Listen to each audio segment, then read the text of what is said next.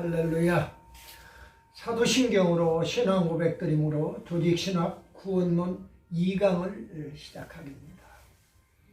전능하사 천지를 만드신 하나님 아버지를 내가 믿사오며 그 외아들 우리 주 예수 그리스도를 믿사오니 이는 성령으로 잉태하사 동정녀 마리아에게 나시고 본디오 빌라도에게 고난을 받으사 십자가에 못 박혀 죽으시고 장사한 지 사흘 만에 죽은 자 가운데서 다시 살아나시며 하늘에 오르사 전능하신 하나님 우편에 앉아 계시다가 저리로서 산자와 죽은 자를 심판하러 오시리라. 성령을 믿사오며 거룩한 공회와 성도가 서로 교통하는 것과 죄를 사하여 주시는 것과 몸이 다시 사는 것과 영원히 사는 것을 믿사옵나이다. 아멘. 아멘.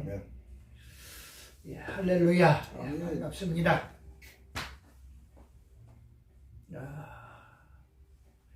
여태원 TV를 시청하는 애청자 여러분, 그리고 사명자 여러분, 또 선지생도 여러분, 한 주일 또 평안하셨을 줄로 믿습니다. 오늘 시간은 구원의 서정 둘째 덕목이고 셋째 덕목인 소명과 중생에 대해서 공부하도록 합니다. 전 시간에는 구원의 개념하고 구원론과 성령과의 관계, 그리고 선택에 대해서, 첫 번째 덕목인 선택에 대해서, 그래서 구원의 서정, 그러니 구원의 순서, 서정, 차례서자라고 하는 구원의 차례라고 말해요. 구원이 되어가는 그 순서를 우리가 정확하게 그 의미를 알고 나면은 어떻게 내가 천국에 가는구나 하는 것을 알게 될 겁니다. 그래서 사실은 우리 인간의 입장에서는 구원론이 내가 구원받아 천국 가는 입장이고, 또 근본적으로는 하나님께 영광을 올려드리는 겁니다. 소요리문답에도 바로 그런 내용이 맨 앞에 기록되어 있는 것을 보게 되지요. 그래서 구원의 서정이 첫 번째 덕목이 선택이에요. 그리고 두 번째 덕목이 소명이고 세 번째 덕목이 중생입니다. 그래서 오늘 두 번째 덕목 소명과 세 번째 덕목 중생에 대해서 말씀을 드리려고 합니다. 다음 시간에는 회심과 믿음, 여섯 번째 네 번째 덕목 회심과 다섯 번째 덕목 신앙, 믿음에 대해서 공부합니다. 그리고 이제 칭의 양자에 대해서, 성령 세례, 성령 내주, 성령 충만에 대해서, 성화에 대해서, 또 성도의 견인, 그리고 마지막에 영화까지. 오늘 둘째 시간 강의가 끝나면은 앞으로 4시간 동안 강의를 통해 가지고 남은 그 구원의 서정 분야를 핵심만 공부하려고 그렇게 계획을 하고 있습니다. 첫 번째로 소명입니다. 선택에 이어서 소명. 영어로는 콜링이라고 그래요. 그리고 소명의 원래 의미는 히브리어 카라하라고, 카라, 헬라어로는 크레시스라고 하고, 히브리어 헬라어까지 여러분이 다 정확하게 알 필요는 없습니다. 그럼에도 불구하고 지금 이게 학문으로서 강의하는 내용이기 때문에 이런 것이 있다는 말씀을 드리는 겁니다. 그 뜻은 우리가 부르다, 하나님이 부르신다, 부르심, 그리고 부름, 그 의미가 하나님이 그리스도 예수 안에서 주어진 구원을 받도록 죄인을 초청하시는 은혜로운 행위다, 이렇게 이야기합니다. 부르심이라고 하는 게 마태복음 9장 13절에 보니까요, 마태복음 9장 13절에 너희는 가서 내가 공유를 원하고 제사를 원하지 아니하노라 하신 뜻이 무엇인지 배우라. 나는 예수님이 친히 하신 말씀이에요. 나는 의인을 부르러 온 것이 아니요 죄인을 부르러 왔노라. 내가 의인이라고 하는 사람은, 내가 죄 없다고 하는 사람은 아무리 예수님께서 의인을 부르러 온 것이 아니라고 벌써 딱 박아버렸어요. 이게 자기 자신이 의인이라고 하는 사람은 절대로 구원을 받을 수가 없어요. 내가 죄인이옵시다. 그래서 오늘 죄인이라고 고백하는 자만 예수님이 부르러 오셨다는 거예요. 그 부르심, 여기에서 영어로 크레시스라고 그랬어요. 바로 저 헬라어로, 영어로는 콜링이라고 합니다. 그래서 우리 CTS 방송에 콜링갓이라는 프로그램이 인기리에 지금도 방영을 하고 있습니다. 그것을 미국에 가 있는 침례교 목사 물라이언 박이라고 하는 친구가 최초로 한국에 와서 성도의 입장에서 하나님을 부르는 거예요. 이 부르심은 원래 의미는 하나님이, 위에 계신 하나님이 우리 성도들을 부르신다는 뜻이거든요. 하나님이 우리를 부르는 것도 콜링이고 우리가 하나님을 향하여 부르짖는 것도 콜링이에요. 그래서 콜링가 그렇게 이야기를 했던 것을 봅니다. 근데 지금도 어제 그시켰던 백원사님도 다른 건 다 제껴놓고 매일 오후 2시에 콜링가 프로그램이 진행이 돼요. CTS 방송에서. 그리고 밤 12시에 또 재방송으로 진행이 됩니다. 그 두 방송을 끝까지 아픈 부위에 있을 때는 아픈 부위에다 손을 얹고 기도하라고 그러면 거기 인도하는 그 목사님 의도하는 대로 하라고 하는 대로 그렇게 하면서 같이 중보기도에 동참하는 것을 보았어요. 또 저 자신도 가끔 거기에 동참을 해서 큰 힘을 얻고 그러고 있는 겁니다. 그게 원래 소명의 원래 의미가 바로 하나님이 우리를 초청하시는 은혜로운 행위다 하는 것이 바로 그런 뜻이에요. 디모데후서 1장 9절 말씀을 보니까요. 디모데후서 1장 9절에 하나님이 우리를 구원하사 거룩하신 소명으로 부르심은 그랬어요. 거룩하신 소명으로. 하나님 부르는 것은 그냥 소명이 우리가 아무개야 하고 부르는 소명 정도가 아니라 사람이 사람을 부르는 게 아니라 하나님이 부르시는, 거룩하신 하나님이 부르는 것은 우리를 거룩하게 하시려고 부르신다 그 말이에요. 그래서 소명으로 부르심은, 거룩하신 소명으로 부르심은 우리의 행위대로 하심이 아니요 내가 뭘 잘해가지고 내 행위를 보고 하나님이 부르는 게 아니라 오직 자기의 뜻과 영원 전부터 그리스도 예수 안에서 우리에게 주신 은혜대로 우리를 영원 전부터 하나님이 택해놓고 때를 따라서 불러주신다 그 말이에요. 바로 은혜대로 주십니다 하심이라 그랬어요.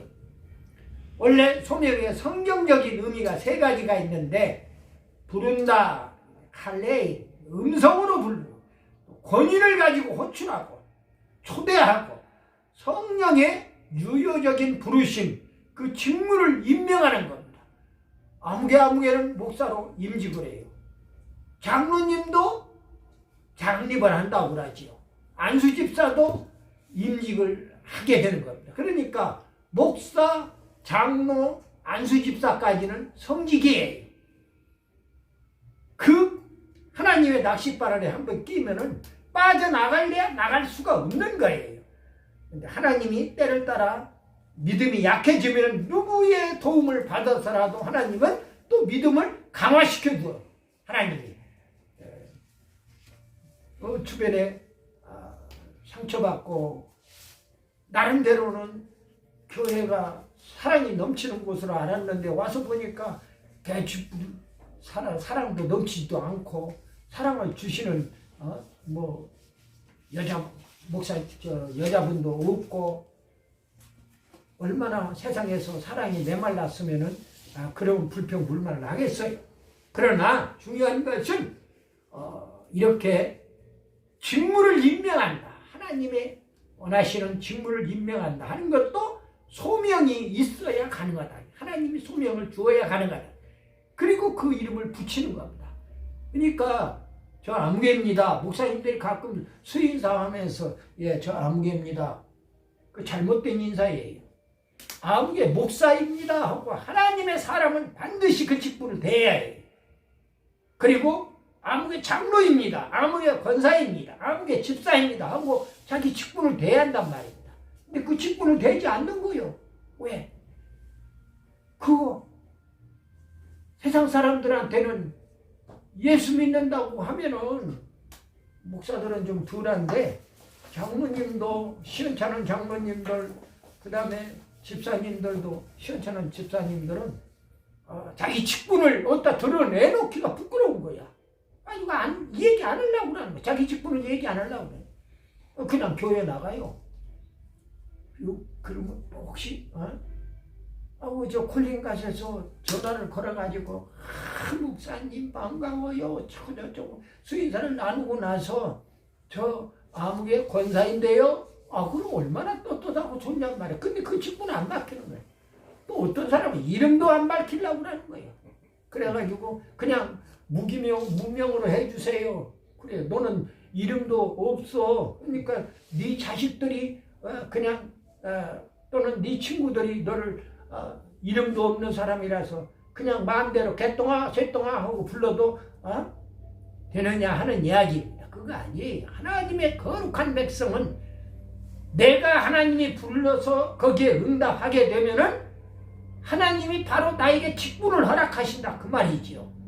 그 필요한 절차를 밟아서 목사 그냥 되는 게 아니고 장로 그냥 되는 게 아니고 권사 그냥 되는 게 아니잖아요. 집사 그냥 되는 게 아니잖아요. 다 훈련의 절차가 있단 말이에요.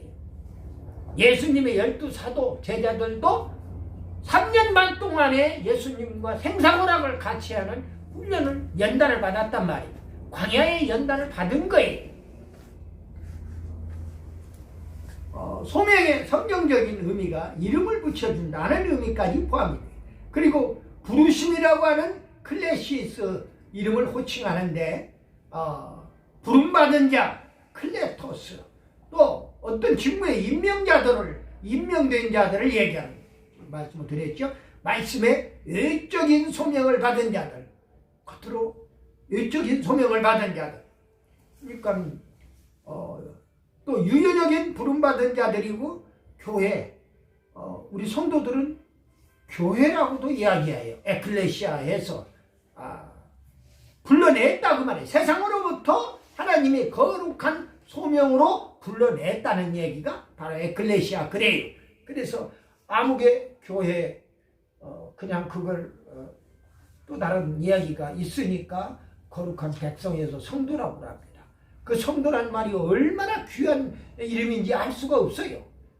여러분들 천주교 신자들 성도라고 안 해요. 왜? 아무리 봐도 거룩한 물이라고 이야기할 수가 없거든. 자기들이 봐도 또 신부가 봐도 가서 고해성 제대로 된 그 천주교 신자는요 신부 앞에 발을 쳐놓고 고해성사를 안 한 사람이 없어요. 다 고해성사를 하도록 되어 있단 말입니다. 근데 고해성사를 들어보면 기절초풍할 얘기들이 다 많은 거예요. 내가 어제 저녁에 도둑질 했습니다. 어제 저녁에 마누라 말고 다른 여자 따먹었습니다. 막 별별 고해성사를 다 하는 거예요. 그러니 그 사람들이 어떻게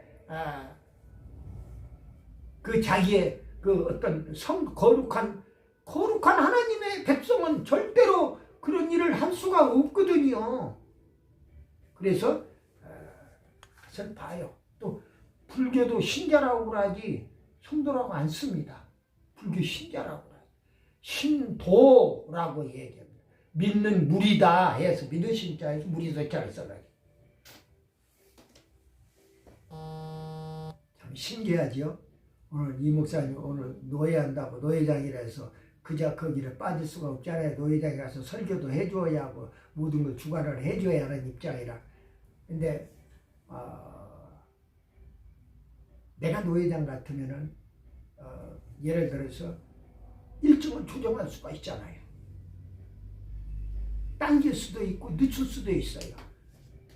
근데 딱 거기 정해진 날짜에 그렇게 것이고 그러니까 그런데 오늘 이 직분에 대해서 이야기를 하면은 지금 요 얘기를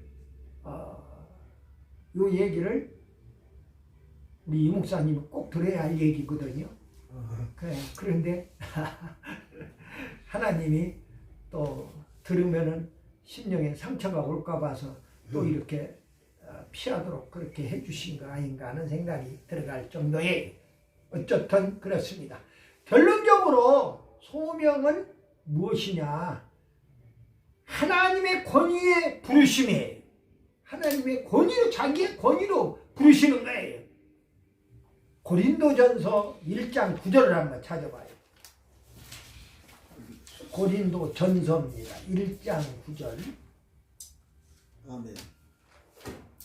고린도전서 1장 9절 같이 합독합니다. 아멘. 너희를 불러 그의 아들 예수 그리스도 우리 주와 더불어 교제하게 하시는 하나님은 믿으시도다. 맨 처음에 뭐라고 했어요? 너희들을 불렀다고 그랬어요. 사도 바울을 통해서 고린도 교회에게 주시는 말씀입니다. 너희들을 불렀다. 그래서 그의 아들 예수 그리스도 우리 주와 더불어 교제하게 하시는, 예수님과 함께 우리 교제시키려고 우리를 하나님이 불러내셨다는 거예요. 하나님이 불러낸 목적이 분명하잖아요. 예수님과 교제하려고, 예수님과 소통하게 하려고. 그것을 하나님 믿으시다 그 말이에요.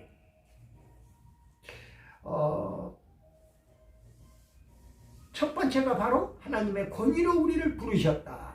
두 번째로 범죄 타락한 인간들을 귀하게 초청하시는 겁니다. 세 번째로 죄인을 의인 만들어서 하나님의 거룩한 사역에 부르신 거예요.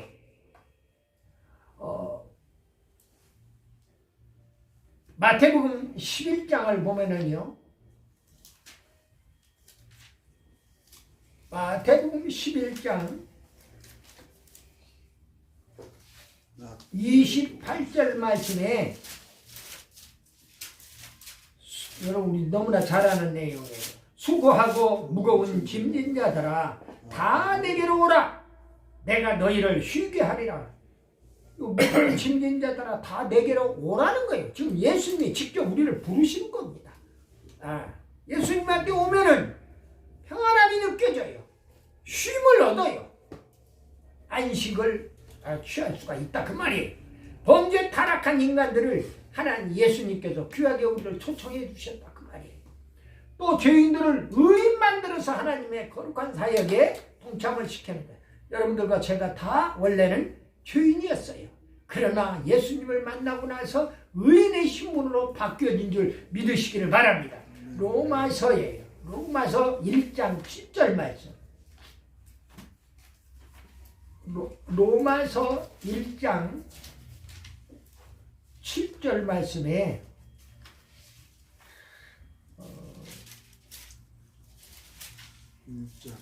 7절 로마에서 하나님의 사랑하심을 받고 성도로 부르심을 받은 모든 자에게 하나님 우리 아버지와 주 예수 그리스도로부터 은혜와 평강이 있기를 원하노라 그랬어요. 부르심을 받았다. 하나님의 사랑하심을 받고 성도로 부르심을 받았다. 성도로 부르심을 받은 사람은 하나님의 사랑 속에 파묻혀 있는 사람이에요. 얼마나 고맙고 감사해. 그래서 우리 주 예수 그리스도, 우리 아버지와 주 예수 그리스도로부터 은혜와 평강이 있기를 원하신다고 말씀을 주고 있어요. 하나님의 거룩한 사역에 동참시키는 거지요. 다음에 소명자라고 하는 소명을 받은 사람들이에요. 소명자는 성부, 하나님이 부르시고 성자 예수님이 부르시고 성령의 하나님이 부르십니다. 성부 하나님의 부르심은 데살로니가 전서 2장 12절 말씀에 이는 너희를 부르사 우리 자기 나라와 영생에 이르게 하시는 하나님께 합당히 행하게 하려 함이니라.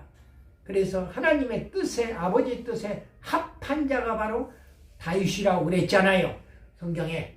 그래서 다윗을 하나님의 택한 백성들 선민의 왕으로 삼으신 겁니다. 마찬가지예요. 여기 하나님의 부르신 자 부르사 자기 나라와 영생에 이르게 하시는 하나님께 합당하게 행하게 하려 함이니라 그랬어요. 성자 예수님이 부르십니다. 로마서 1장 6절에 너희도 그들 중에 있어 예수 그리스도의 것으로 부르심은 입은 자들이니라 그랬어요. 부르심을 입은 자니라. 성령이 불러요. 성령님이 마태복음 10장 20절 말씀입니다. 말하는 이는 너희가 아니라 너희 속에서 말씀하시는 자 곧 너희 아버지의 성령이시니라 하고 분명히 말씀을 주고 있어요. 제가 이 강대상에서 말씀을 선포하는 것은 내가 내 얘기하는 게 아니잖아요. 내 입술을 하나님이 성령님이 잠시 빌린 것 뿐이에요. 그래서 성령님이 말씀을 대언하라고 하는 대로 강 목사는 대언을 해주면 되는 거예요. 이렇게 대언하라는데 빨리 대언하는 사람이 있어요. 예수님이 누구라는 거 얘기하라고 그러니까 뜬금없이 우리 집안 얘기나 하고 자기 자랑이나 하고 누구 권세 잡은 아무개가 개새끼 소새끼라고 그러고 이건 아니시다예요. 어떤 성직자가 나쁘다 이거야. 여기는 선악을 놓는 자리가 아니에요. 여기는 도덕교실이 아니란 말입니다. 그걸 깨달아야 해요. 하늘나라 가는 예수님이 하늘나라를 뭐라고 그러셨느냐? 아버지 하나님이 예수님과의 관계가 어떤 거라고 얘기했느냐? 성령의 하나님이 어떤 분이라고 그랬느냐? 성령 하나님께서 우리에게 요구하는 것이 무엇이냐? 이런 것들을 하나님의 의도하는 바를 성경 말씀을 통해서 전파하면 그걸로 족한 거예요. 딴 얘기는 필요 없다는 거예요. 딴 얘기는 다 자기 자랑에 불과한 거예요. 왜? 수도 없이 강대상에서 자기 자랑하는 소리를 많이 들어요. 근데 그건 본인이 기초를 제대로 안 배웠기 때문에 그런 거예요. 목사 임직하면 뭐합니까? 제대로 못 배운 사람은 목사 임직을 해서 딴소리를 가르치고 있는 거예요. 안 된다는 이야기입니다. 성부 하나님, 성자 예수님, 성령의 하나님이 우리를 불러주셨다. 그게 소명자다 하는 이야기입니다. 우리들은 소명자다 그 말이죠. 소명을 구분하면은요, 실물 소명과 말씀의 소명이 있어요. 실물 소명은 삶의 환경과 경험을 통한 심적인 부르심이에요. 그러니까 어떤 여러분들 밖에 바람이 어느 날 갑자기 보니까 막 바람 부는 소리가 나고 창문이 덜컹덜컹하고 그래요. 그런데 그 바람이 분다는 것은 또 그날 그 저녁에는 컴컴해서 몰랐는데 아침에 일어나니까 막 그 하단에 있는 나무가 막 그냥 이렇게 흔들리고 하는 것을 느껴요. 이파리가 흔들리는 거, 나무 이파리 흔들리는 거. 아하, 나무 이파리가 흔들리고 바람 소리가 들리는 것은 눈으로 보고 귀로 듣는 것은 그게 바로 실물 소명이에요. 하나님이 저 속에도 역사하고 계신다는 것을 우리가 눈으로 보고 귀로 들을 수 있다 그 말이지요. 환경과 경험을 통해서 심적인 부르심을 깨닫게 된다는 거예요. 그리스도는 정보가 없으면은 바로 이 실물 소명에서는요, 예수님에 대한 정보가 없어요. 예수님의 정보가 있어야 예수님이 메시아다, 그리스도다, 우리의 구세주가 되시는 분이다. 그것이 있어야 우리가 구원을 받을 수가 있는데 그걸 정보가 없으니까 구원이 안 된다 그 말이에요. 실물 소명 가지고는 절대로 소명 안 되는 거예요. 혼자 깨닫고 마는 거예요. 그냥 혼자 아 그렇구나, 바람 부는구나, 아이고 바람 부는 대로 물결 치는 대로 가면 되지 뭐. 응? 사도행전 4장을 볼까요? 사도행전 4장 12절 말씀입니다. 사도행전 4장 12절 말씀에 다른 이로서는 구원을 받을 수 없나니, 여기 분명히 얘기합니다. 다른 사람으로서는 구원받을 수 없다는 거예요. 천하 사람 중에 구원을 받을 만한 다른 이름을 우리에게 주신 일이 없음이라 하였더라. 그리고 진보통의 머릿돌이 되어주신 예수님을 통해서만, 바로 3절에 보니까 이 예수는 너희 건축자들이 버린 돌로서 진보통의 머릿돌이 되었느니라 그랬어요. 예수님 때문에 우리는 구원을 받았다 하는 이야기입니다. 예수님에 대한 정보가, 그래서 예수님에 대해서 우리가 많이 알려주어야 하는 거예요. 모르는 사람들한테 예수님 알려주라고 그러니까 왜 자기 집안에 마누라 얘기하고 딴 누구 동생 얘기하고 자기 집안 얘기를 하고 자기 자신의 자랑이나 늘어놓고 앉아있냐 그 말이에요. 누구를 실책하고 비난하는 소리라 하고 앉아있냐 이게 아니었시다. 잘못된 거예요. 그렇게 강대장에서 여러분들 방송의 홍수 시대가 되고 설교의 홍수 시대가 돼가지고 방송을 들으면은요 별의별 사람들이 별스럽게 설교하는 것을 많이 봐요. 그런데 그 사람들 가운데에는 그냥 거침없이 남을 원망하고 비방하고 또 실책하고 또 우중까지 하는 거예요. 누가 누구를, 그리고 정죄까지 하는 거예요. 누가 누구를 정죄합니까? 성경에서 정죄하지 말고 판단하지 말라고 그랬는데 정죄하고 판단하고 있는 거예요. 지 맘대로. 결국은 자기도 다른 사람에 의해서 정죄 당하고 있는 거예요. 몰라서 그러는 거예요. 안타까워요. 이제 그런 것들을 보면은 내가 한 대로, 내가 말하고 행동한 그대로 결국은 나도 당하고 있다 하는 이야기를 들어보고요. 콜린가 프로그램을 통해서 브라이언 목사 같은 경우에 대표적인 케이스에 제가 볼 때는 그 목사님이 미국에 오래 계셔서 그런지 모르지만은 한국말이 약간 좀 서툴어요. 그러면서 하는 이야기가 우선 상대방이 전화를 걸어서 아이고 목사님 오랜만이셔요. 제가 목사님 어느 기도원에서 제가 배웠어요. 그래서 제가 뭐 어떻게 거기서 기도 받았던 아무개 권사예요 하면서 한참 얘기를 하다가 그러다가 이제 어떻게 해서 어떤 기도 제목이 있습니까 하고 물어보면은 기도 제목을 이야기를 하는데 그냥 남편한테 얻어 터지고 뭐 술 먹고 와서 두드러 패고 뭐하고 해서 남편을 그냥 왼수같이 여기는 소리를 거기에서 다 토해내는 거예요. 그러면은 그 목사님 브라이언 박 목사님 그래. 아이고 권사님 죄송합니다. 제가 죽을 죄를 졌습니다. 그러는 거예요. 다시는 그렇게 하지 않을게요. 죄송합니다.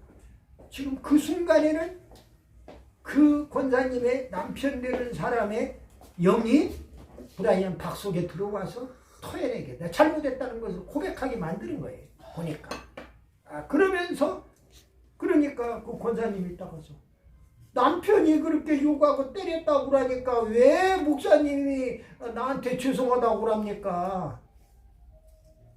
내가 남편 입장이 되어서 그 경지까지는 못 간 거죠. 권사님도. 그러니까 목사가 죄인들을 대신해서 십자가를 짊어지고 죽을 수 있는 그런 목자라야 온전한 상담이 이루어질 수가 있다는 얘기예요. 많은 것을 깨닫게 하는 그런 대목입니다. 예수님에 대한 정보가 없는 그런 소명자는 구원이 불가능하다. 이것이 신물 소명이에요. 근데 성경 계시를 통해서 성경 계시를 통해서 말씀의 소명이 주어요. 성경 말씀 속에 이거 말씀 아닌 다른 것 가지고 아무리 말씀 소명이라고 그러나 이 말씀이 육신이 되어서 오신 예수님이기 때문에 그런 거예요. 예수님은 하나님이셔요. 예수님은 성령님이셔요. 그렇기 때문에 삼위일체 하나님의 그 말씀 소명은 이 성경으로 다 드러나서 우리가 눈으로 보고 귀로 들을 수 있단 말이에요. 그러니까 이 말씀을 제대로 해석 못 해주는 목사님은 참 안타까운 목사님이에요. 성도들은 제대로 된 목사님을 만나서 말씀을 제대로 해석할 줄 알아야 한다는 거죠. 현태만상이에요. 안타까운 것이 우리 한국의 교회의 실정이에요.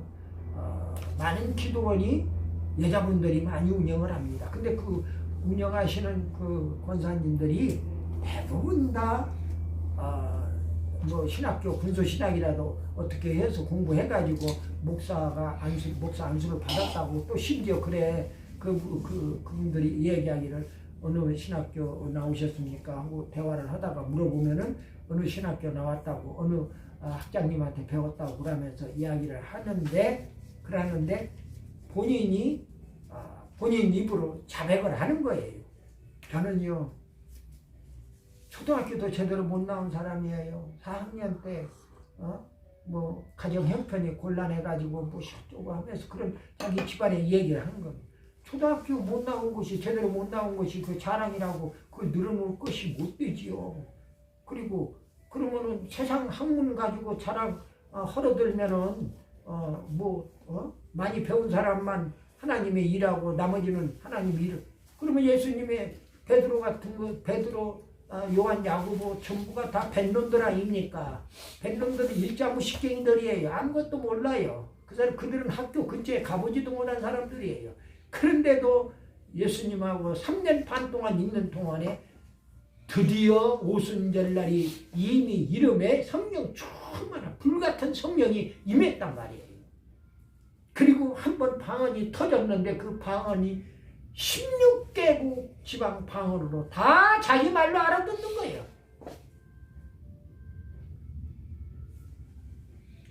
그런 오순절 방언이 터지는 것도 보죠.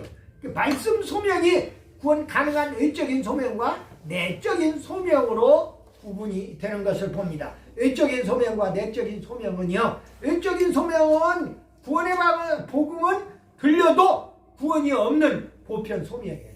외적으로는 껍데기만, 여러분들 이 말씀을 잘 들어야 해요. 껍데기만, 그 사람의 껍데기만 잘난 척 하는데 잘나지도 못했어. 미안하지만. 많이 배운 척 하는데 많이 배우지도 못했어요. 또 구원 받은 척 하는지만은 구원 못 받았어요. 성령 받은 척 하지만 성령 못 받은 사람. 왜? 기도 조금만 많이 해보면은 장로님, 집사님, 기도 많이 하신 분들 다 그분들의 시야에 다 영적인 시야에 다 잡혀버린단 말입니다. 그리고 와요.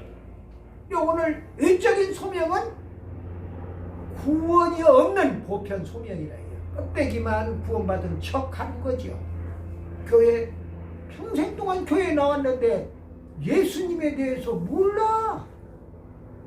루터 신학교 공부하는 사람이 내가 서울 청해신학교에서 교무처장을 하고 있는데 나를 찾아왔어요.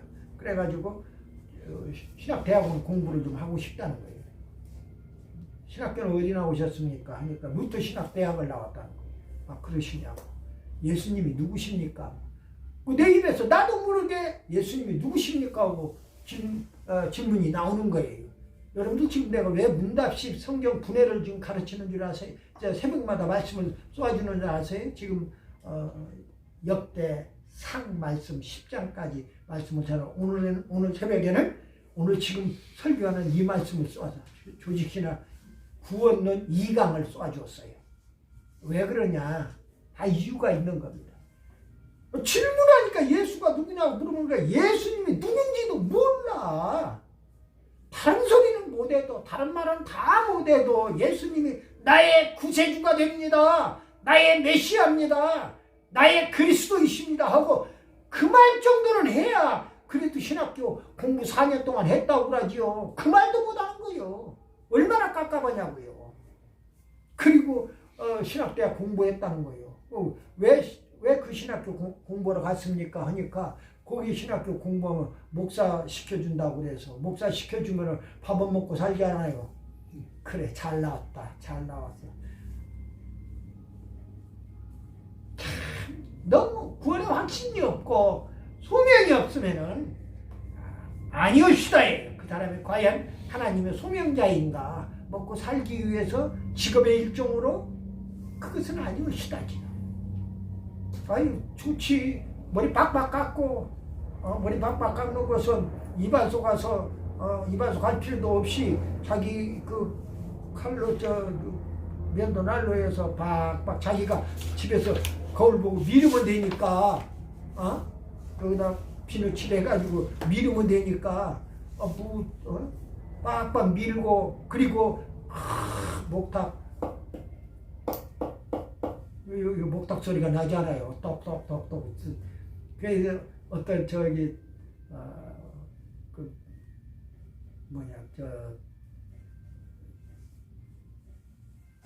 그 가수 중에 박민호라고 하는 가수가 트로트 가수가 여기를 이렇게 해갖고 녹으면 똑똑똑 목탁 소리가 그리고 나중에 보니까 이렇게 해갖고 자기 머리를 탕탕탕 몇 번 두드려 목탁 소리를 내더라고요. 그러니까 다시는 그렇게 하지 말라고 그 팬이 있다가 이야기를 하고 하는 것을 봤어요. 참 별안의 사람들이 다 많습니다. 근데 그 어머니도 권사고 자기도 교회 나이롱 신자로 나가고 왔다 갔다 하고 있어요. 보니까 예수를 믿으려면은 제대로 믿어야 되지 않겠느냐 하는 말씀을 드리는 겁니다. 외적인 소명은 구원이 없는 보편적인 소명이에요. 그러나 내적인 소명은 복음을 듣고 회개하여 구원을 받는 특별한 소명이라 그 말이에요.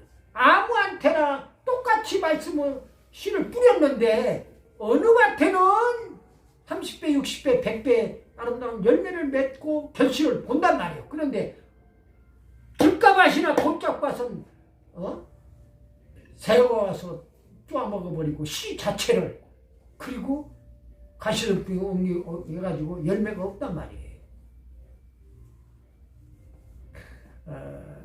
성경 말씀을 통해서 네 가지의 우리의 신전의 모습을 봅니다. 그래서 우리는 마음밭을 늘상 갈아 엎어야 어떤 새로운 복음의 씨앗이 떨어지면은 그 복음의 씨앗이 열매 맺을 수 있도록 늘 우리 마음의 준비가 되어 있어야 한다는 말씀을 드리는 겁니다. 회개하고 말씀을 받으면은 구원받는 특별한 소명이 내적인 소명이다 그 말이에요. 그러면은 이제 외적인 소명을 가진 사람은 보편 소명만 그래서 어떤 사람은 구원받지만 어떤 사람은 구원 못 받아요. 외적 소명으로 끝나는 사람. 외적 소명을 언급한 내용이 마태복음 28장 19절의 대명령이죠. 마태복음 맨 끝에 마태복음 28장을 한번 볼까요? 마태복음 28장 끝에입니다. 28장 19절에 18절부터 봅니다. 예수께서 나와 말씀하여 이르시되 하늘과 땅의 모든 권세를 내게 주셨으니 그러므로 너희는 가서 모든 민족을 제자로 삼아 아버지와 아들과 성령의 이름으로 세례를 베풀고 우리들에게 주시는 말씀이 세례를 베풀고 목자들에게 주는 말씀입니다. 예수님의 제자들에게 내가 너희에게 분반 모든 것을 가르쳐 지키게 하라. 볼지어다 내가 세상 끝날까지 너희와 항상 함께 있으리라. 임마누엘 하리라. 그 말이에요. 대명령이라고 합니다. 외적인 소명에 대해서 이렇게 언급합니다. 또 마가복음 16장 15절에서도 언급을 합니다. 그 다음에 소명에도 안 받아들인 사람이 있어요. 그 앞에 마태복음 22장을 볼까요? 마태복음 22장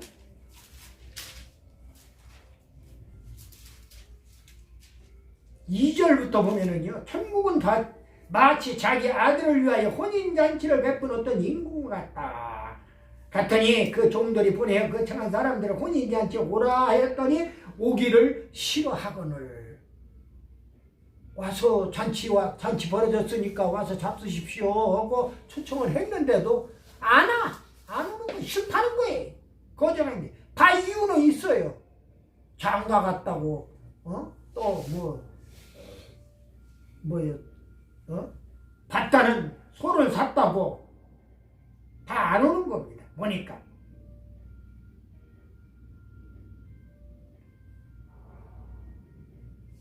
그들이 돌아보지도 않고 한 사람은 자기 밭으로 한 사람은 자기 사업으로 가고 그 남은 자들은 종들을 잡아 모욕하고 죽이니 임금이 노하여 군대를 보내어 그 살인한 자들을 진멸하고 그 동네를 불사르고 이에 종들에게 이르되 혼인잔치는 준비되었으나 청한 사람들은 합당하지 아니하니 네 거리 길에 가서 사람을 만나는 대로 혼인잔치에 청하여 오라 한데 종들이 길에 나가 악한 자나 선한 자나 만나는 대로 모두 데려오니 혼인잔치에 손님들이 가득한지라 그랬어요. 너희들 아니래도 잔치집 풍성하게 만들 수 있다는 거예요. 하나님은 가서, 그래서 사거리 가서, 이 사거리는 바로 예수님이 십자가를 상징하는 사거리, 거기 가서 다 데려오라는 거예요. 만나는 자마다. 소명에도 불참하는 사람들이 마태복음 22장에 언급하고 있다. 또 구원의 복음을 배척하는 사람들도 있어요.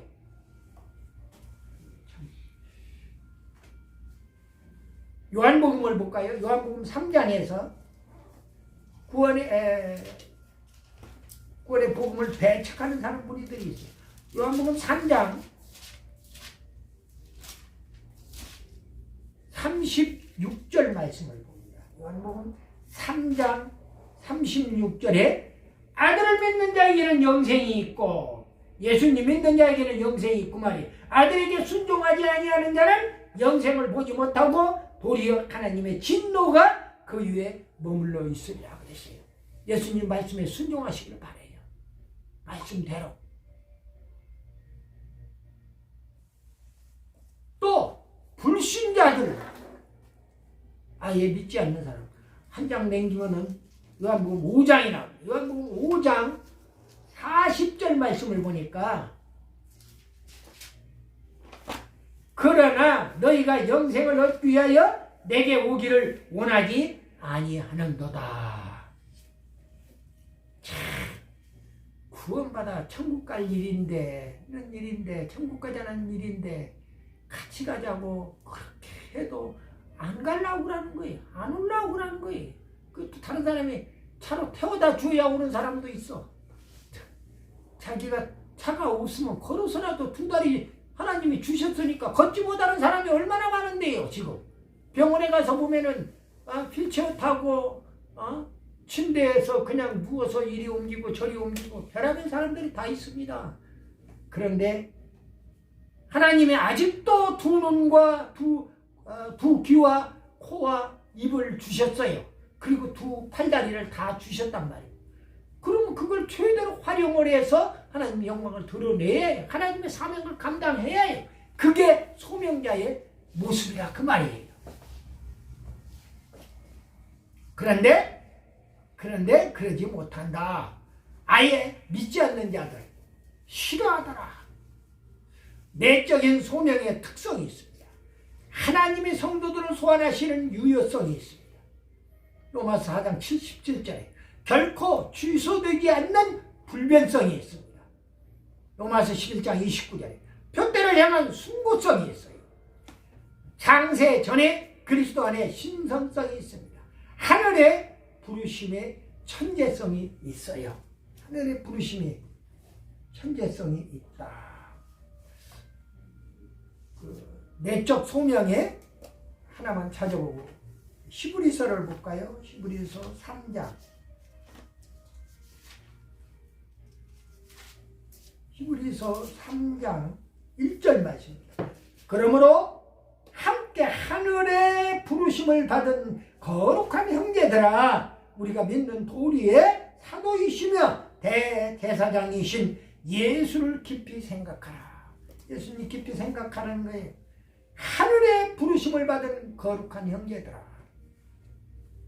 성도들아, 아무 때나 성도들아 안 해요.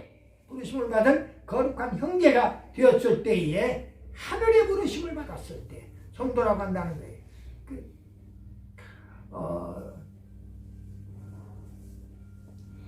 소명의 목적이요 9가지 내용이 있는데, 소명은 죄사함 받게 하기 위하여, 그리고 또 소명은 소유하도록 하기 위하여. 로마서에 사도행전 다음에 로마서가 나와요. 로마서 1장 6절을 보면은요, 로마서 1장 6절 말씀에 너희도 그들 중에서 예수 그리스도의 것으로 부르심을 받은 게 아니라, 예수님의 것이에요. 우리는. 그러니까 자기는 죽었단 말입니다. 예수님이 불러서 자기 것으로 만들어 놓았어요, 우리를.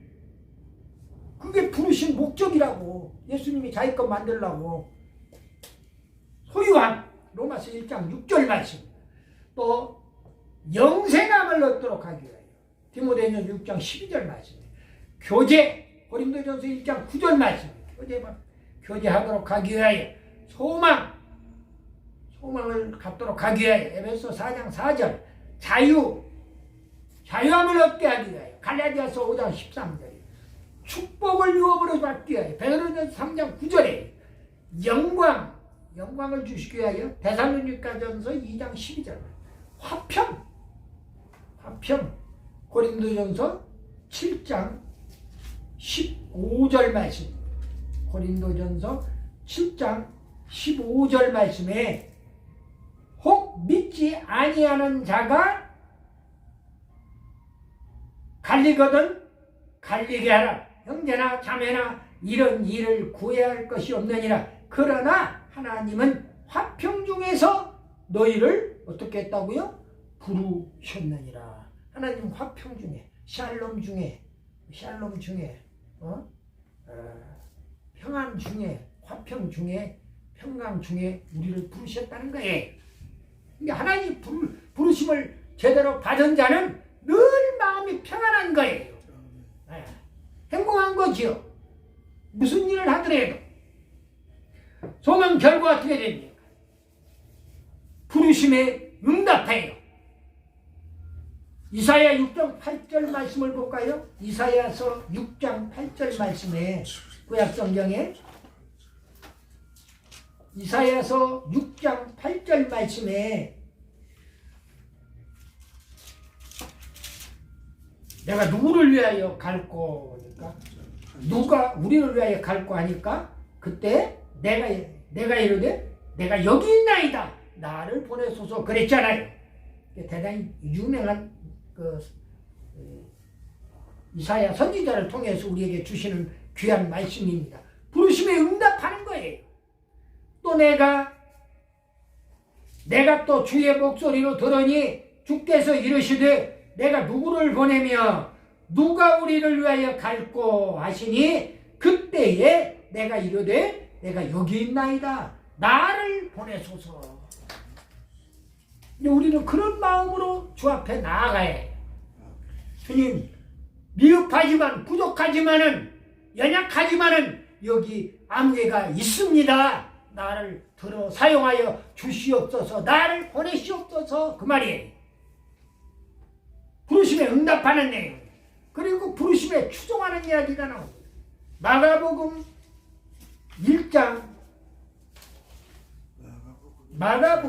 1장입니다. 1장 20절 말씀에 보니까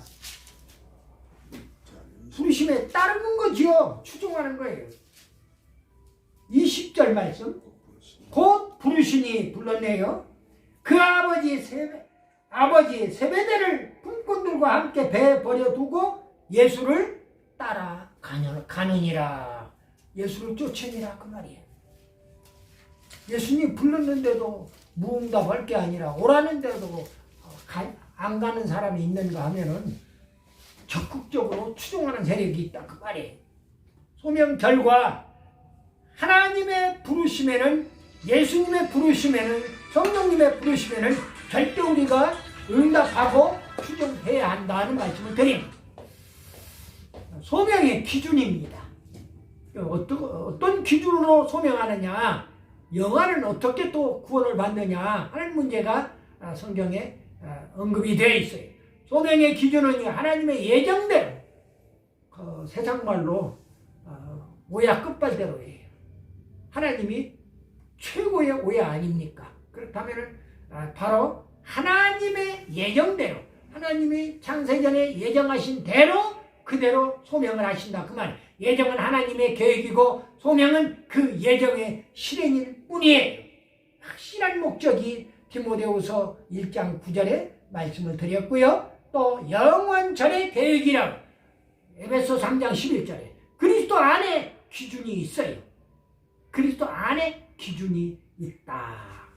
로마서 8장을 볼까요?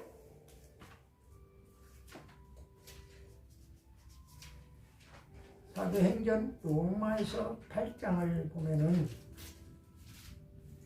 29절 30절 말씀입니다.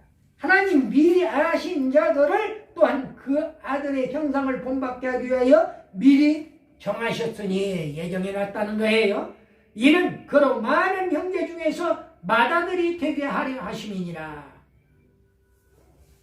많은 형제 중에서 바로 예수님을 맏아들이 되게 하심이라. 그래서요, 미리 정하신 그들을 또한 부르시고, 부르신 그들을 또한 의롭다 하시고, 의롭다 하신 그들을 또한 영화롭게 하셨느니라. 그리스도 안에서 우리를 부르시고 부르시는 기준을 삼았다 하는 말씀을 드리는 겁니다. 소명의 기준이 그래요. 하나님의 계획대로. 또 그리스도 안에서 우리를 부르셨다. 영원전에 부르셨다. 그 얘기예요. 확실한 목적을 가지고 부르셨다. 그리고 영화의 구원의 문제입니다. 본래 구원은 하나님의 유효적 소망과 중생의 신앙을 가질 때 확정되는데, 영화의 구원은 어떻게 되느냐? 영화의 구원 문제는 원죄 때문에 그리스도로 인해 구원을 받습니다. 원죄를 사함받으려면 그리스도가 없이는 불가능해요. 자범죄는 어린아이가 이제 갓 태어났는데 아직 자범죄가 없지요. 엄마 젖꼭지 깨물은 죄가 있을까요? 혹시? 천성적으로 아이가 태어나면은 엄마 젖꼭지를 찾아요.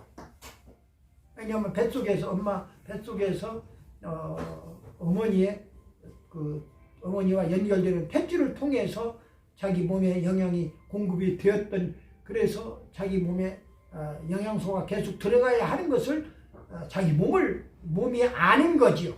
그래서 이제는 탯줄이 끊어졌기 때문에 입을 통하여 바로 먹도록 돼 있구나, 영양이 공급되도록 돼 있구나 하는 것을 어린 것이 안다는 거지요. 그래서 영화의 구원의 문제는 원죄 때문에 그리스도 인해서 구원을 받게 되는데, 어린아이는 자범죄가 없고 그 대신 복종심과 신뢰. 그러니까 어린아이는요, 시키는 대로 해요. 잘 들어요. 또 그뿐만 아니라 얼마나 믿음이 좋은지 몰라요. 주님은 어린아이들을 용납하고 내게 오는 것을 금하지 말라고, 천국이 이런 사람들의 것이니라. 마태복음 19장 14절에 말씀을 주고 있어요. 어린아이 구원 문제는 예수님이 확실하게 구원받아 천국 가는 것을 말씀을 주셨는데도 여러분들 천주교에서 구원이 없다고 그래요. 어린아이를 구원 못 받는다고 이야기를 하는 겁니다. 참 자기들 편리한 대로 이야기하는 것을 보아요. 죽은 사람도 돈만 내면 구원시켜준다는 사람들이 어린아이는 구원을 못 받는다고 그러니 이게 교리상에 무리가 있어도 너무나 무리가 있는 겁니다. 성경 말씀대로 안 가르치고 말입니다. 그러면은 예수님이 어린아이들을 용납하고 내게 금하지 말라. 천국이 이런 어린아이들 것이다 하고 말씀을 주신 걸 어떻게 설명할 거냐 그 말이에요. 내가 지경교회 집사할 때에 군복을 입고 소령 때 토대장 할 때입니다. 집사할 때에 군종참모가 사단에 군종참모가 왔어요. 군종참모가 중령입니다. 나보다 한 계급이 높지요. 그 중령인데 중령한테 그리고 그 성당에 신부님도 함께 보직을 받아서 왔어요. 신부는 또 중위가 왔어. 중위. 나보다 계급이 또 2단계 아래야. 그래서 중위한테 가서 물어봤어요. 중위하고 대화하는 가운데에 요거 바로 이 말씀입니다. 마태복음 19장 14절 말씀이에요. 어린아이가 구원을 못 받는 걸 내가 이미 알고 있기 때문에 천주교에서는 알고 있기 때문에 아기들은 천국에 못 가는 거요? 하고 물어봤다. 그러니까 아이들은 못 가는 거요. 그러니까 대답을 안 해요. 아니 가면 가고 못 가면 못 가는 거지요. 못 간다고 아니 저 신부님 못 간다고 가르치잖아요. 근데 왜 대답을 안 해요? 그러니까 못 간다고 가르친다 이거야. 왜? 아니 중앙에서 그렇게 가르치라고 그러니까 가르치는 것이라는 거예요. 그래야 나는 명령에 복종해서 신부의 월급이 나온다는 거죠. 거기는 또 중앙집권제입니다. 그 신부들에게 내려가는 월급도 그렇게 다 돼 있어요. 그러면은 마태복음 19장 14절 말씀대로 어린아이들 용납하고 내게 오는 걸 금하지 말라고 하신 천국이 이런 자의 것이라고 예수님 말씀하신 그 말씀은 어떻게 되는 겁니까 도대체?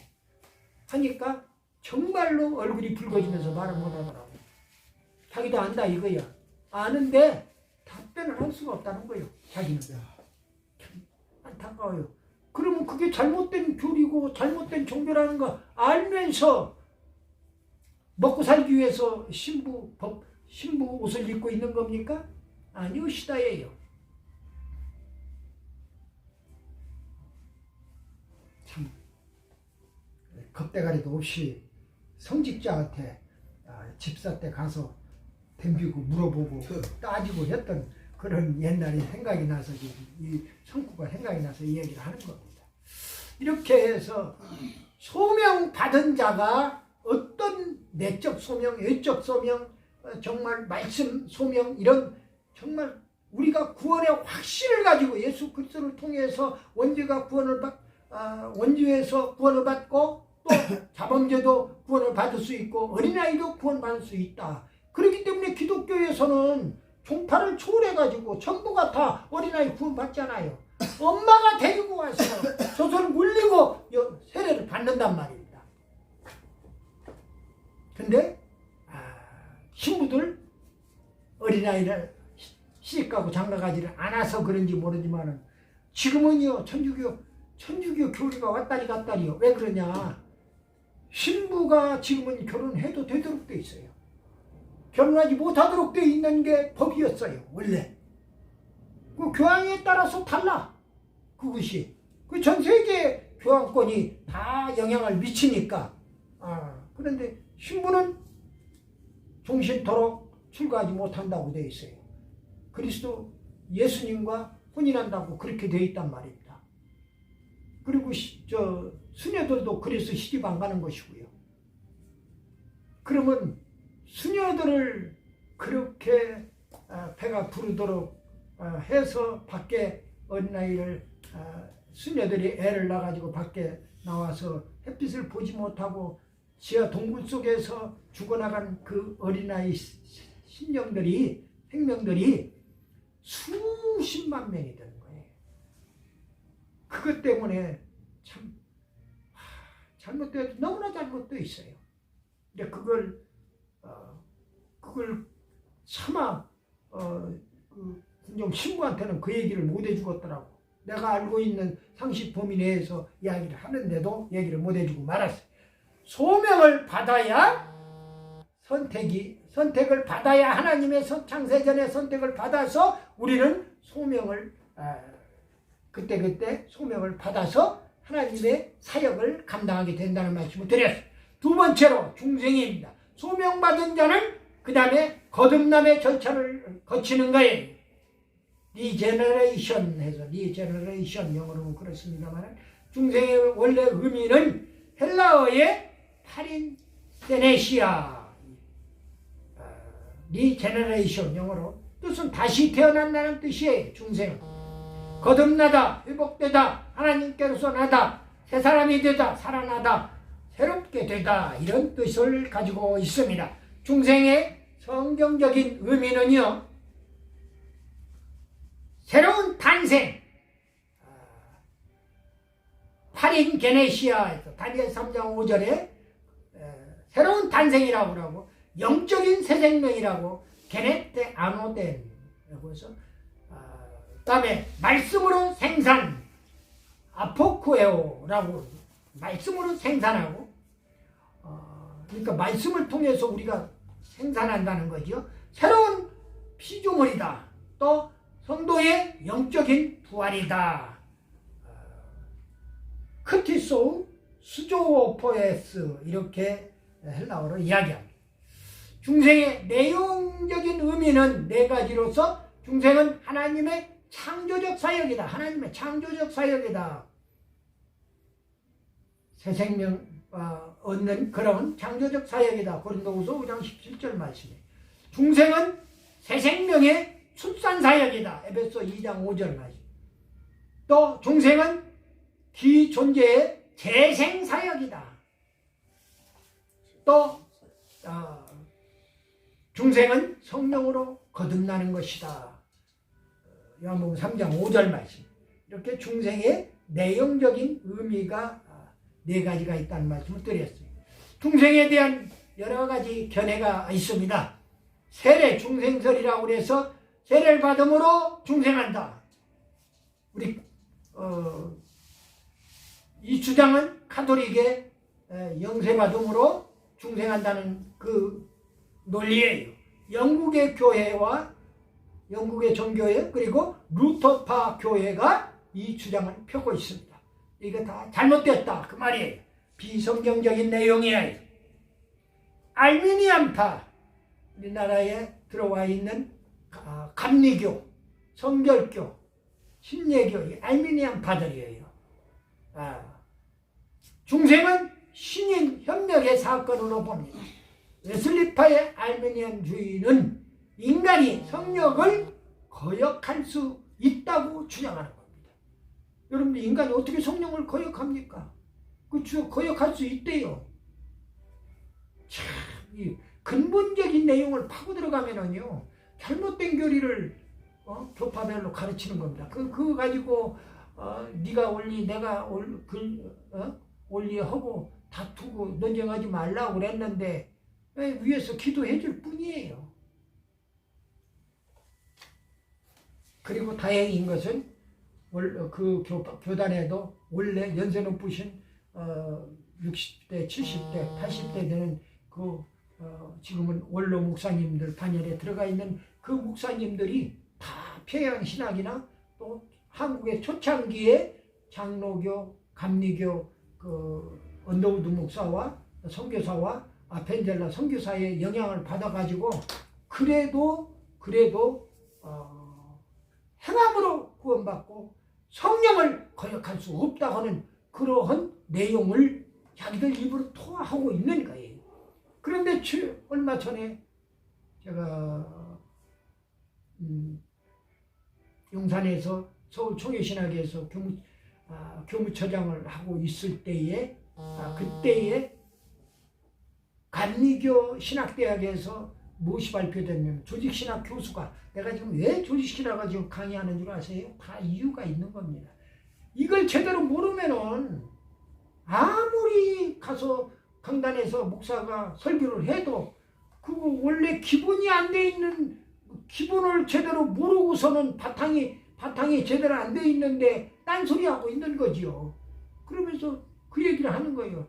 감리교가 그 조직신학 교수라는 사람이 홍 교수라고 이름은 아마 대소 홍 교수라는 사람이 그 사람 감리교에서 제명당했습니다. 그런 사건으로 인해서 제명당했어요. 왜? 예수 아니고도 구원을 받을 수 있다는 거예요. 기가 막힌 얘기. 예수 아니고 어떻게 구원을 받아? 아까 내가 읽어줬잖아요. 다른 이름으로서는 구원받을 이름이 이 세상에 없다고, 분명히 예수로만 구원받는다고 분명히 성경에 나와 있는데도 그걸 부정하는 거예요. 성령님을 통해서만 구원받을 수 있다는 것을 분명하게 이야기해주고 있는데도 성령을 거역할 수 있다고 하는 내용을 어서 선포를 하는 겁니다. 학생들이 그 교수가 잘 가르쳐 설득력 있게, 그래가지고 또 그 교수를 추종하는 세력들이 생긴 거예요. 그 신학교 학생들이 절반이 떨어져 나가 버렸어. 그 교수가 처벌을 받으니까. 그 교수 따라서 따로 나간 거예요.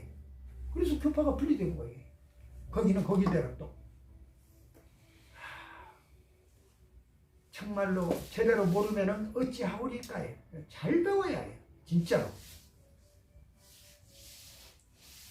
알미니안이 바로 그런 내용이다. 인간이 성령을 거역할 수 있다고 주장한다. 그 다음에 현대 자유주의의 견해. 다양한 사람의 다양한 주장을 펼치나 많은 사람들이 현대 자유주의에서 견해를 펼치고 있습니다. 그러나 공통점이 하나 있어요. 악인이 선인으로 변화된다는 점이에요. 나쁜 사람이, 죄를 지은 나쁜 사람이 착한 사람으로 바뀌어지는 역사예요.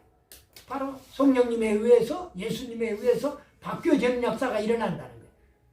그리고 마지막으로 개혁파에서는 뭐라고 얘기하느냐.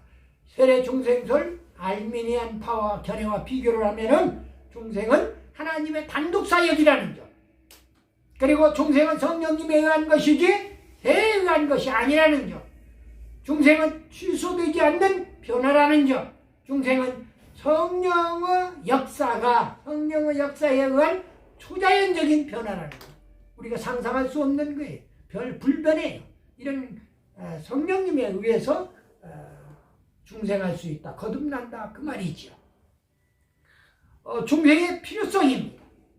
그리고 동력인이에요. 중생에 왜 필요하냐? 예수님의 중생을 거듭 강조했기 때문에 필요한 거예요. 요한복음 3장 3절 5절 말씀. 그리고 인간이 전적으로 부패했기 때문에 그렇단 말이에요. 인간은 전적으로 부패한 존재예요. 또 인간이 전적으로 무능한 존재이기 때문에 그래요.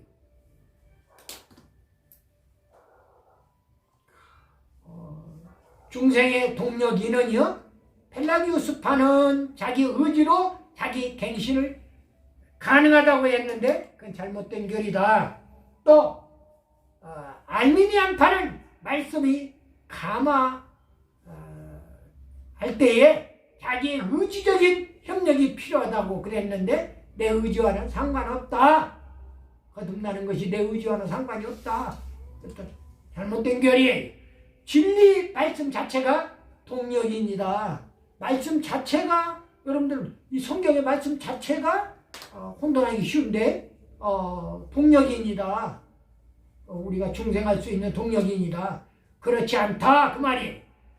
단 이 동력이는 성령님에 의해서 좌우되는 것이다. 성령님이 이끌어 주셔야 구원으로 인도한다는 거예요. 첫 시간에 말씀을 자세히 드렸지요. 진리의 말씀은 하나님 성령님의 도구이지 말씀 자체가 동력이는 아니다. 에스겔서 11장을 잠깐 펴니다. 구약성경 에스겔서 11장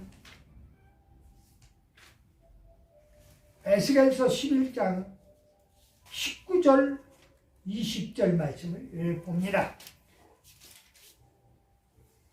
내가 그들에게 한 마음을 주고 그 속에 새 영을 주며, 성령을 주며 그 몸에서 돌 같은 마음을 제거하고 산처럼 부드러운 마음을 주어 내 율례를 따르며 내 규례를 지켜 행하게 하리니 그들은 내 백성이 되고 나는 그들의 하나님이 되리라.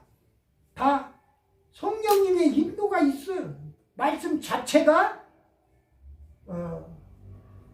동력이는 아니다, 구원의 도구는 아니다 하는 이야기예요. 그 다음에 중생의 특징입니다. 7가지 중생의 특징이 있어요. 근본적으로 전적인 전인적인 변화가 있습니다. 즉각적이고 순간적인 변화가 있어요. 중생 거듭남은요, 즉각 이루어지는 겁니다. 그 순간적으로 이루어지는 거예요. 영적으로 거듭난 사람은 다시 거듭날 필요가 없는 거예요. 다시 거듭날 수도 없고요. 잠재의식적인 변화, 그리고 하나님의 단독사역으로 변화, 불가항력적인 변화, 초자연적인 변화, 취소되지 않는 변화, 이미 다 설명을 드린 그런 특징이 7가지였다. 박형룡 박사, 총신대학의 총장을 했던 박형룡 박사의 중생의 불가항력성 4가지를 이야기합니다. 전능의 공작이다, 새창조의 사역이다, 하나님의 약속이다, 영원한 선택이다. 다 성경 구절을 대면서 시간이 없어서 에레미야 31장 35절, 요한복음 6장 45절, 또 고린도후서 5장 17절, 잠언서 19장 21절 말씀은 참고로 하시기를 바랍니다. 중생의 중요성은 4가지로서 중생은 구원서정의 핵심이다. 중생은 거듭나지 않으면 아무것도 안 된다. 구원을 받았다고 얘기할 수가 없는 거예요. 거기에는 반드시 성령이 역사하는 내용이다, 그 말이죠. 영생을 상실한 상태의 회복이에요. 하나님과 단절된 영적 교제의 회복이에요. 중생은 하나님과 단독사역이에요. 요한일서 3장 9절에. 또 중생된 자는 반드시 구원을 받습니다. 요한복음 5장 24절에. 중생은 모든 신앙활동의 원인이 된다고 요한복음 15장 4절에서 이야기하고 있어요. 마지막으로 중생의 방법과 결과입니다. 중생의 방법은요, 2가지로서 하나님 말씀으로 중생하는 거예요. 베드로전서 1장 23절에 보니까. 그리고 성령으로 중생하는 겁니다. 요한복음 3장 5절과 사도행전 1장 5절에 중생 결과 7가지의 결과가 나타나요. 예수님을 그리스도로 믿는 믿음이 생기는 거예요. 여러분들 믿음, 내가 믿는 것 같지요? 내가 믿는 게 아니에요. 위로부터 믿음을, 성령님을 통해서 우리에게 믿음을 주셔야 우리가 믿어지는 거예요. 이게 바로 중생의 결과예요. 우리의 심령이 하나님의 성전이다. 고린도전서 3장 16절 17절에 하나님의 거룩한 성전이 우리들이 심령이 성전이라는 거예요. 죄와 사망의 법에서 해방했다. 로마서 8장 2절에. 또 신령한 일을 생각한다. 하나님의 이런 신령한 일이라서 그런지 모르지만은 신령한 일을 생각해요. 죄와 사망의 법에서 해방됐고 신령한 일을 생각하고 로마서 8장 15절에 의를 따라 행하는 삶을 살게 돼요. 결국은. 그러니까 어떻게든지 선행하려고 애를 쓰고 의로운 행동을 하려고 애를 쓰는 거죠. 의를 따라 행하는 삶을 살게 되고 요한일서 2장 29절에 그랬습니다. 형제를 사랑하는 삶을 살게 돼요. 요한일서 3장 14절에 마지막으로 세상에서 승리하는 삶을 영위한다. 그 말입니다. 요한일서 말씀 하나 찾아보고 말씀을 마칩니다. 요한일서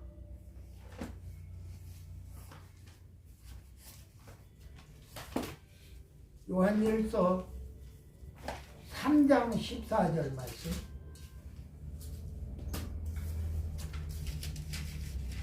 요한일서 3장 14절 말씀.